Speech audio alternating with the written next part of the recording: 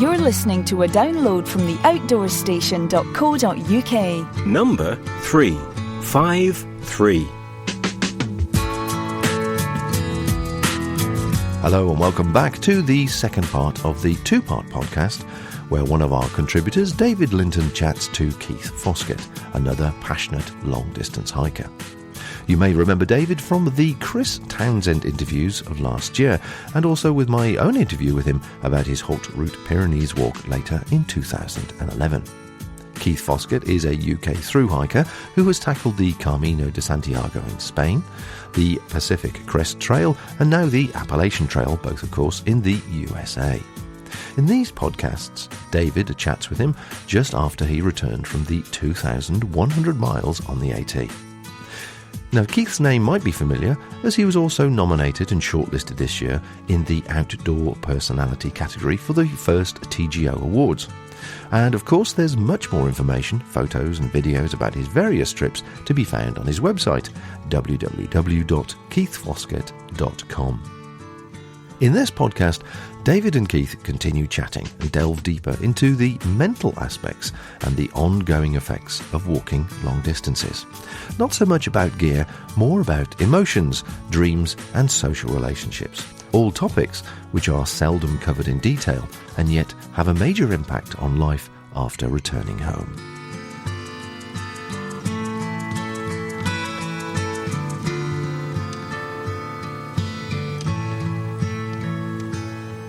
I went over to America for 3 months after I'd finished, and I did something called WWOOFing, which stands for, I might get corrected on this, but I think it's Willing Workers for Organic Farms. But basically you can go to a certain country and pick a farm, and you essentially work for food and board. Mm-hmm. So I went over there. I took all my journals with me, and I thought, right, I'm going to write a book. Always wanted to write a book, never had any subject matter. And suddenly realised, I had 2 or 3 journals with all my notes and my thoughts and, my observations. And I had good material to write a book. And I never wrote it to consciously make a living out of, or I just wrote it really just from the old adage that we've all got a book in us. And I thought it might be something enjoyable to do. Mm-hmm. And over the course of about 3 months, I probably wrote about 80% of it. Subsequently, we returned back to the UK, and I pretty much didn't touch it for about 8 years. Right, was it that long? Right, okay. Yeah. I think it was probably fear of rejection. Finishing, putting it out there, and people coming back saying that's a load of rubbish. Why did you bother? That's not the Camino that I was on. I not that would have sort of bothered. I suppose it would have bothered me a little bit, but I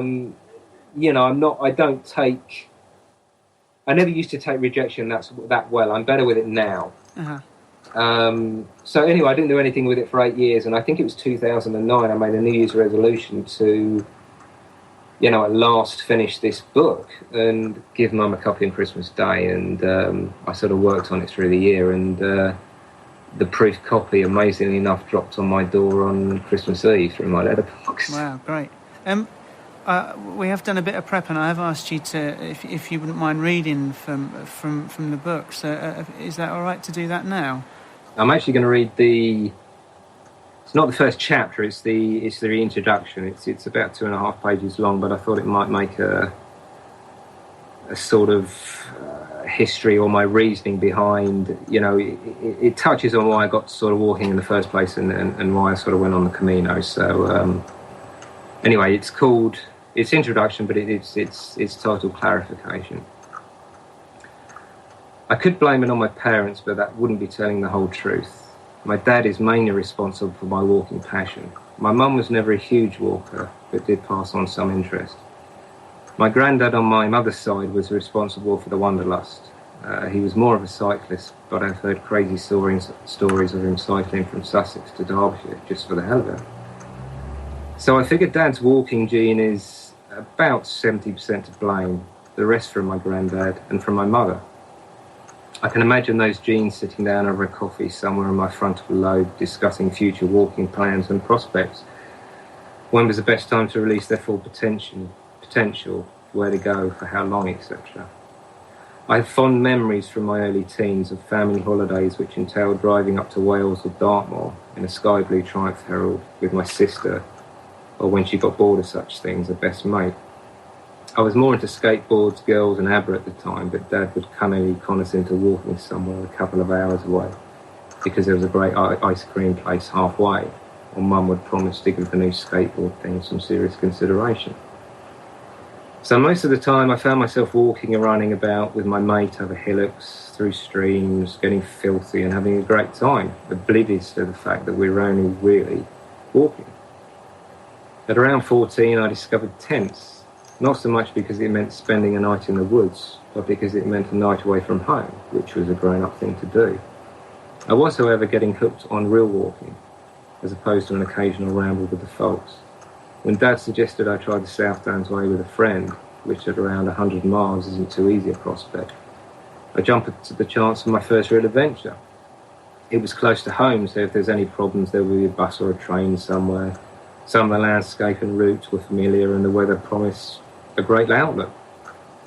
I wrote to the mate, Andrew Boyd, after dismissing some poor objections such as missing his favourite TV programme and being away from his girlfriend for that length of time, even though I knew she was seeing someone else. I thought this lack of actual interest in walking, which was the main problem, might be rekindled by the great outdoors. Besides, all my other mates were not interested, on holiday or listening to Spandau Ballet. Dad just dropped us off at South Harting one evening. Our tent was flimsy, it would have fallen down in a mild breeze. Our sleeping bags took up most of our packs, leaving just about enough room in mine for Mum's saucepan, camping gas stove, several cans of baked beans, numerous Mars bars, a couple of t-shirts and a rain jacket. As long as it didn't rain or get windy, we'd be fine. 4 days on in Kithurst Hill above Storrington, we did both. We had pitched right on top of the South Downs and the expedition was going well up to that point. I had noticed some alarming black clouds and a slight breeze just before I zipped up the tent, but had full faith in our little shelter. I woke up about an hour later with Andrew screaming and rain-lashed canvas slapping me in the face. Every few seconds, lightning lit up the scene, and all I could see was my mate wrapped around the tent pole down one end of the tent with petrified eyes, looking like a cat up a lamppost with a dog underneath. "Hold your tent pole," he screamed. "Don't let go of it or the whole tent's going to go." Thunder crashed around all us for 2 hours as we battled to keep the tent upright, terrified that one of the poles would be hit by lightning. It felt as if we were in the centre of the storm itself. Every so often when the lightning illuminated everything, I expected to look down the other side of the tent and see a pile of charcoal briquettes where Andrew had been struck. And then the water started to trickle in. After 30 minutes we were paddling around in 2 centimetres of it, very cold, scared, and with our arms hurting so much from holding the poles we couldn't actually feel them. By the time the storm had finished with us, it was daylight. We struggled out of the tent, sopping wet, tired, and thankful to be alive. We caught the train back home, both of us silent, and we gave camping out some serious reconsideration. I completed the South Downs Way the following summer with another mate. It never even threatened to rain on us once, and I remember thinking that the elements owed me one. In my 20s, cycling took over as my main activity. I travelled to various countries, indulged in the occasional hike here and there, just to remind my leg muscles that I might call on them again. I took part in the Three Peaks Challenge 4 times, which is climbing up the 3 highest mountains in England, Scotland and Wales in under 24 hours, and developed a deep admiration and fondness for the mountainous areas of this country. I made regular trips to Wales, the Lake District and Scotland. I dabbled in mountaineering but became frustrated at the mechanics of it. The need to wear harnesses, using ropes, knots and others distractions frustrated me. It took away from the simplicity of putting one foot in front of the other. So whenever I went up a mountain, which I loved doing, I chose the route that could simply be walked. The uncomplicated act of walking is one of the appeals. I've never been one to require an in-depth understanding of something to appreciate it. If it works, then I don't question it. The simpler the better. Walking is the most natural and oldest form of travel. It is designed to get us from one point to the other with the minimum fuss and at a pace that allows us to notice things that we would normally miss. We live in a world where we seem to want to make everything quicker in order to free up more time, which in turn we fill up with other stuff. When it all gets too meaningless for me, I need to feel the need to escape and walk, to be part of the outdoors with all my belongings strapped to my back, to be able to camp wherever takes my fancy, and to have no decisions to make other than where and when to sleep and eat, clarifies, simplifies, and puts the world in perspective. Late one summer, I decided my world was in sore need of a little clarification. That's really nice. Really nice to hear that and hear you read it. What's different about a long walk to a short walk then? If you've covered some of that ground, with the why question. Why walk? Okay, we've looked at that in that lovely passage you've just read, but why walk a really long walk then? There is the challenge of it. Obviously, it's most people could sort of go out and probably, if they put a little bit of training and thought into it, could probably do a 100-mile walk. Obviously, doing 20 to 30 times that distance requires a lot more thinking, a lot more effort. It's obviously physically challenging, and it doesn't really get easier. Apart from, even though you get more fitter, it never really seems to get easier. The psychological aspect is for me probably the hardest part. You do have constant battles with yourself in your head, almost down as simply as asking yourself, why the hell are you doing it? When you're walking through the South California desert and it's 100 degrees and you've got 10 miles to the next water and you're low on food and you're hurting, your body will always go on. It's your mind that will stop you, or at least try and stop you. And if you can battle your mind, and keep pushing yourself and ignoring those doubts, you can do it. You can make through. So the difference between a short walk and something like the Appalachian Trail, or the Himalayan Trail, or something like that, is, I think, the psychological aspect of it. If you've got a week's walk, you can generally sort of, if it gets a bit hard, you can generally hang on, and you'll get there. Mm-hmm. If you're 200 miles into a 3,000-mile walk and you're having doubts, you've got to really try and push them to one side. And for me, that's the difference between a short walk and a long walk. The psychological aspect sometimes can just sort of hit you like a ton of bricks. The home of UK-based audio and video podcasts for outdoors people everywhere. If you have any feedback, questions or suggestions, why not drop us a line, either on Facebook or directly to our email address, info@theoutdoorstation.co.uk. When you say it's a challenge, is it the mental challenge that you enjoy or that you find interesting, or is that just something that you overcome in order to get to the physical challenge, or just to be in nature? I find that the psychological challenge challenging. What of a better word? It kind of, I guess it kind of reveals your true character. You realise you are a lot stronger than you think you are. Uh-huh. And you realise if you do keep pushing, you can sort of make it, regardless of how hard a day you're having. Tomorrow will always be a bad day, and I think you can bring that back to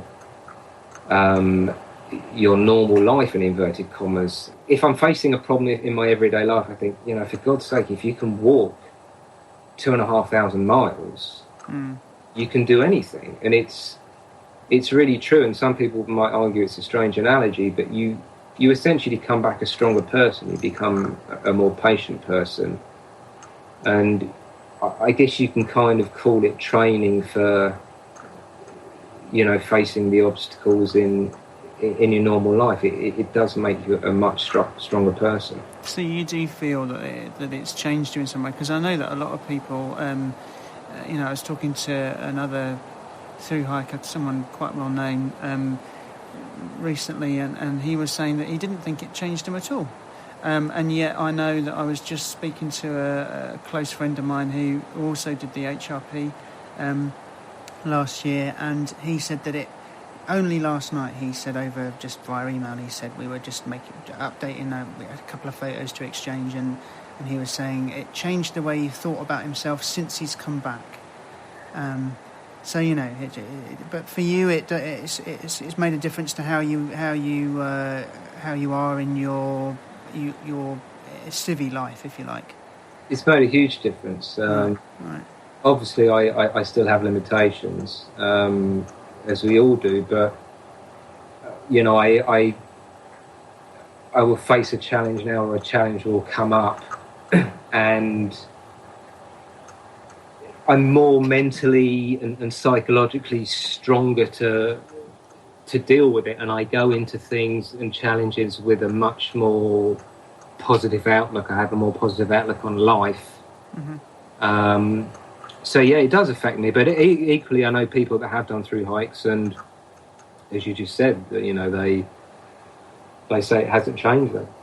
Mm. So some people it does, some people it doesn't. The other interesting point, and the point that always seems to hit me when I get back, is it kind of gives you the opportunity to look back on the life you normally lead. Let me explain, because it's a bit hard to get my head round, or your head round, but when you're through hiking, or when you're spending that amount of time in the wilderness, you kind of become detached, so much detached from the life you normally live, that you can almost look back and view yourself. It's almost like you're still at home, doing your usual job, whether it's in the office or your postman or whatever. Mm-hmm. It's almost like you're sort of running two lives, and you can look back at how you live your normal life, and you've got the opportunity and the time and the headspace to look at what you're doing wrong, what you're doing right, where you have to make changes, your attitudes to other people, where your life's going. And I think because we're so busy and het up, in our working lives, and especially when you have children as well, and because we have so little time just to think, just to sit down and think and reflect, mm-hmm.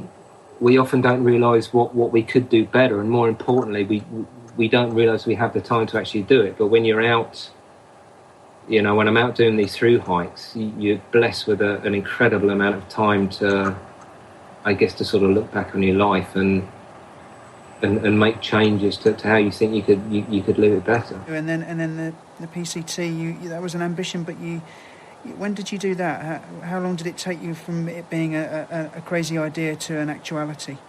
I did the PCT in 2010. I took probably 2 or 3 years just faffing around, thinking, that looks like a nice hike, you should go and do it. And for a couple of years I just tossed the idea around in my head, and I didn't make any firm plans, I didn't make any decisions. But in January of 2009 I thought, right, you either make a decision to do this, and more importantly, you set a date to do it. Otherwise, you're just going to carry on skirting around the issue for the next 10 years. So I think it was the early part of 2009. I thought, right, you do this thing in 2010, and you spend the next year and 3 or 4 months planning, getting your money together, and you go and do it. And I sort of touched on it in the book a couple of times. I think what I normally say is the hardest part of any through hike is not actually doing the through hike, but making the decision to do it in the first place. Right. What was that, 5 months or 6 months? Or it was 7 months. 7? I probably took too many what we call 0 days, where you don't do any walking, whether you're resting in town or whatever. Okay. I probably did too many days where I should have walked a lot further than I did, and consequently most people finish the PCT in September. I finished it in the middle of November, and I shouldn't be laughing, really. It looked really cold at the end. I wasn't laughing at the time, but I strangely enough, I finished it with a couple of guys who live in Brighton, which is about half an hour south of this. And I'd never met them before. We met out on the trail. We were the only 3 guys on there, but yeah, for the last 3 or 4 weeks, we were pretty much walking in snow of various depths, and at night it was sort of sub-zero temperatures. But I was the last person to finish, and sort of people commented after, you took a long time to do it and that sort of thing. And yeah, I did, but the reason I was out there and a lot of people were out there was to spend a lot of time in the wilderness. And the fact that I spent 7 months out there and some people did it 4 or 5. To me was, it wasn't a negative thing, it was a bonus. I was still when people had finished, so... It's kind of an achievement, really. You kind of stretched it out, yeah. Longer the better. Yeah. What was different about the PCT as compared to the AT, which we've already heard about? It's obviously longer, it's about 500 miles longer. I would say it's not physically as hard as the AT, but it is still very, very physical. The beautiful thing about the Pacific Crest Trail is just the sheer variety of environment you get to walk through. The first 700 miles is what they class as desert. Probably not the desert most sort of listeners would imagine as, big sand dunes like the Sahara with no water. It's kind of like a rocky, sandy surface. You do get plants. There is water about, thankfully, as well. Once you've done the desert section, you go up into the Sierra Nevada mountain range, which lasts for about, I think, 250 miles, where it goes up to the highest point at about 14,000 feet, which is just, I struggle to describe it in words other than say it's just absolutely glorious. The views are they're just jaw-dropping.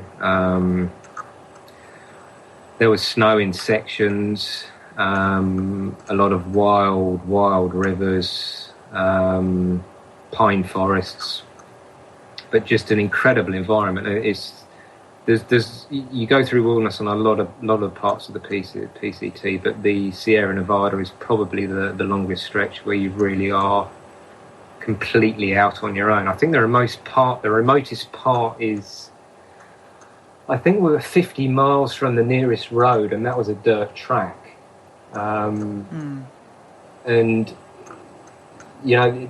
is the wilderness and being completely out that does sort of appeal. It's dangerous, but that holds its appeal as well.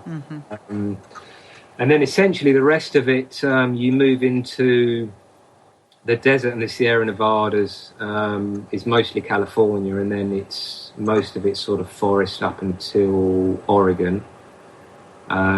Which is just a beautiful volcanic landscape. You reach the top of mountains and you just look out and you'll just see basically volcanoes popping out. Mount Adams, Etna, Mount Baker, and then Washington is essentially it's pretty heavily forested, but not as much as the AT. And I think Oregon's probably the easiest, or I should say the least hardest state, and then Washington, as I say, is just sort of a mix of forest up to the Canadian border. So essentially the point I'm trying to make is that the Pacific Crest Trail, you have a great opportunity to get into vast areas of beautiful wilderness. You really get out there on your own, and just the sheer variety of the trail, desert to alpine Arctic conditions to forest to volcanic landscapes, is just a glorious mix of different terrains.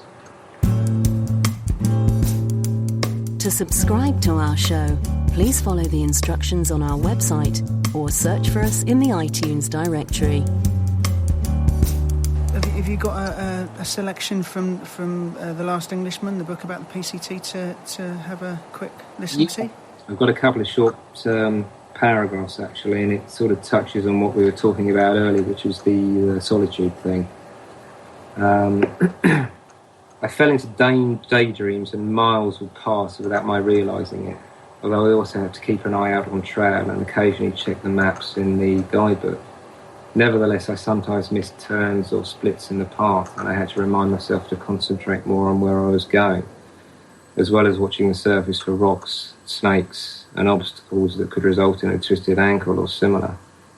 I felt anger at having to scan the ground immediately in front of me because it denied me the chance to look up at my surroundings. So I would stop once in a while and just gaze about.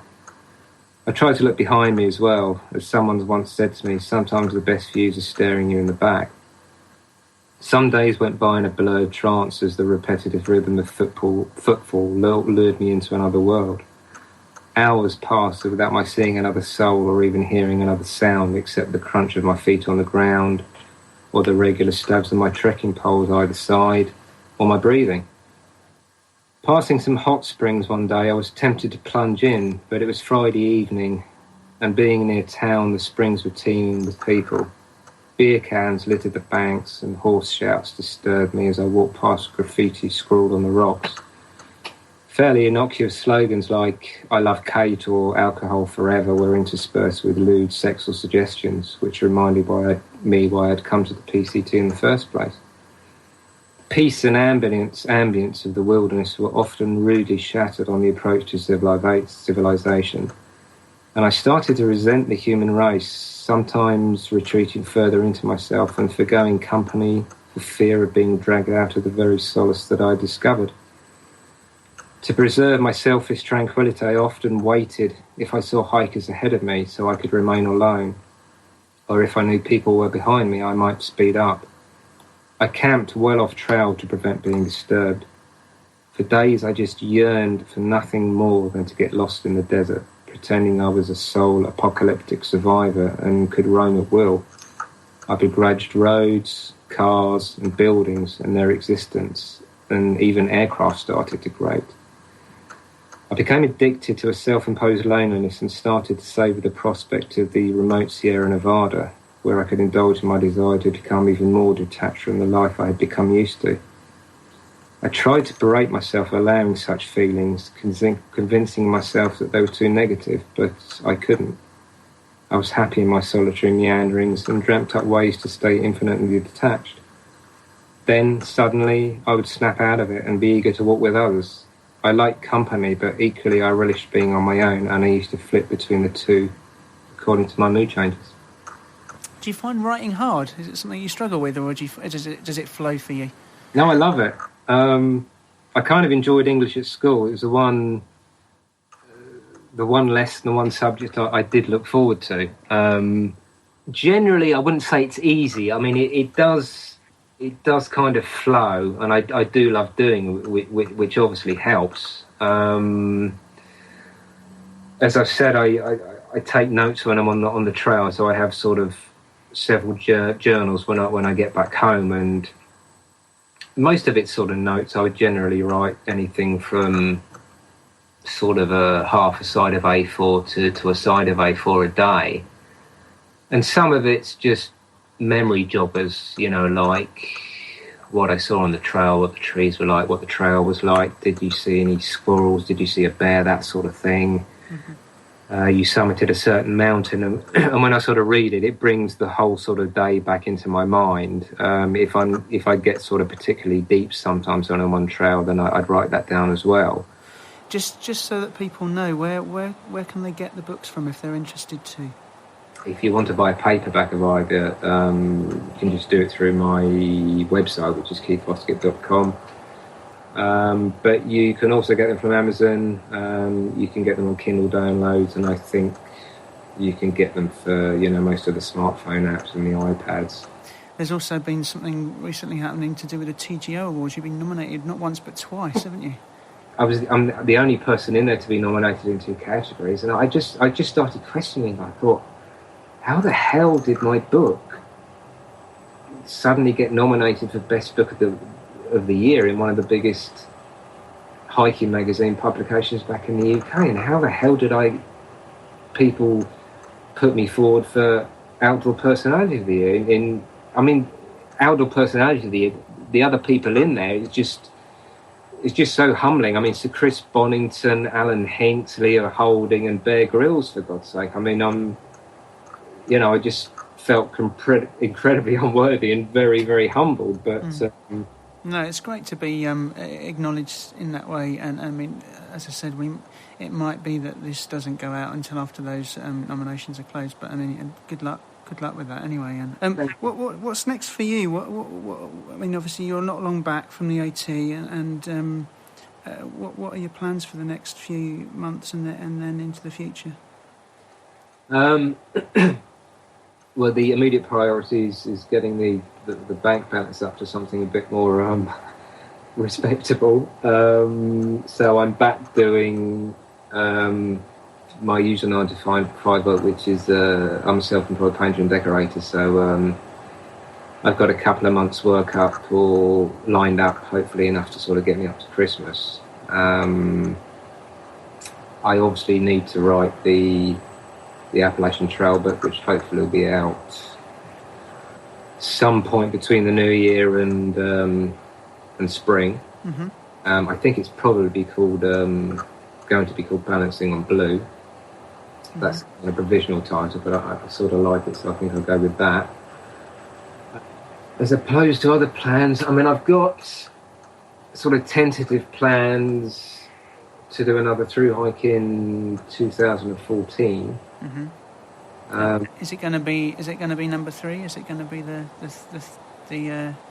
CDT? It's probably not. No. I've done 2 big trails in America, and I love America, and I love the people out there. They're amazing. But I feel a very strong urge to do something in Europe, and the one that's sort of got my eye is, I've done so little research into, I don't even know what it's called. I think it's the E1. Okay. It goes from Sweden to Italy. I think it's about 3,000 miles long. But I just, because I've done so much walking in the States, I miss, with all due respect to the USA, I miss the culture we have in Europe, and the different countries you can still walk to, the different customs, the different people, the different languages, the different diets, the different scenery, the different terrain. Mm-hmm. It just sounds like a beautiful, beautiful walk, south from Sweden over the Alps and down into Italy. So that's kind of what I'm veering to in 2014. And there's a lot of other ideas as well, but they're all very tentative. I've got so much stuff passing around in my head at the moment. I don't know which one to go to first. Yeah, well, you're only just back, so I think we'll allow that. You're allowed to chew it over for a few weeks or months. I dare say. Yeah. I've only just come down from the high of the AT, and now everything's just sort of come back to earth with the reality, and I realise I'm going to be a lot busier than I thought I was going to be. But that's a good thing, not a bad thing. Keith, I feel like we could carry on and ask even more questions, but we should probably call it a day and let you get on with your evening. Thank you. Thanks very much. It's been great and really insightful, and I know I've learnt a lot. So cheers for your time. Appreciate it. You're very welcome. Thanks for the invite in the first place. Appreciate it.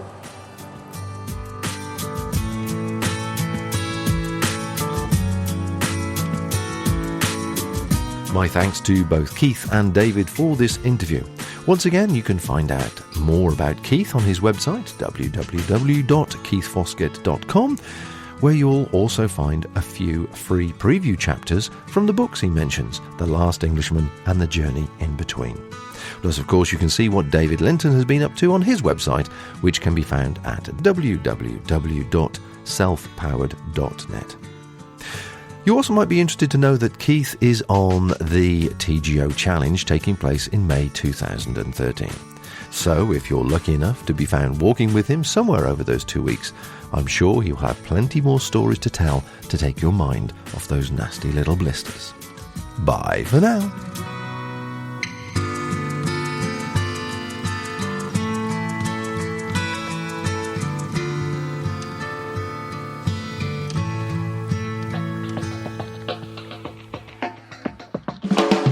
Thank you for listening to this podcast. To hear more from our extensive free library, please visit the website at theoutdoorstation.co.uk, the home of UK-based audio and video podcasts for outdoors people everywhere.